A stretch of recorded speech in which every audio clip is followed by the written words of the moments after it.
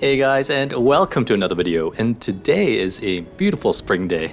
Now, I haven't done much yard work at all these past few seasons, but my lawn has been one of the healthiest in the neighborhood year after year. I thought I'd share one of the most important things you should do to get your lawn into a healthy state. So let's get into it, shall we? Now, if you have a small to decent sized lawn, you can grab a tool like this called a core aerator. It has a solid base with two hollow cylinders that are a couple inches deep. When you step down onto it into the ground, it will eject these cores of soil from your lawn, almost like a cookie cutter, leaving empty holes in its place. We'll basically be doing this all over the yard, spacing the holes a little less than a foot or so between them.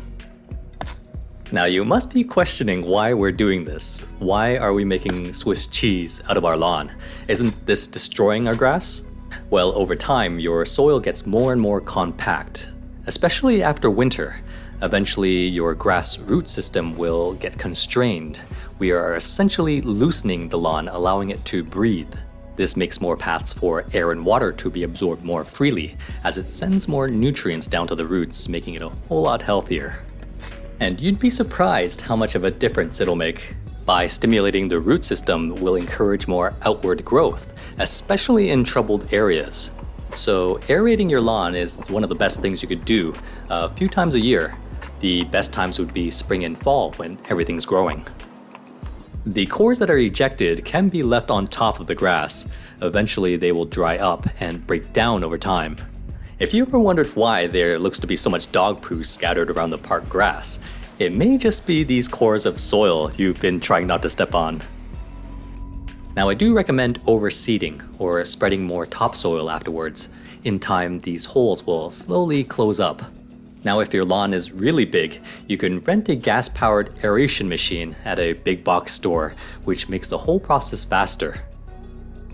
Now my biggest tip is to only aerate 12 to 24 hours after rainfall. This will only apply if you're using the hand tool, because if the soil isn't saturated enough, it will take way too much effort to punch through the soil.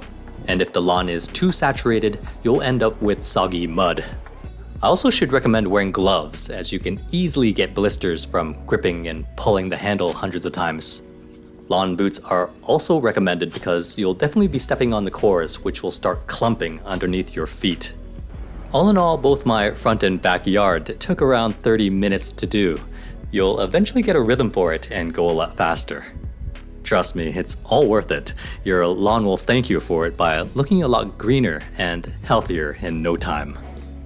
Leave your comments below. If you liked this video, make sure you hit that like button. If you enjoyed my content, please consider subscribing to this humble YouTube channel. Alright, cheers guys.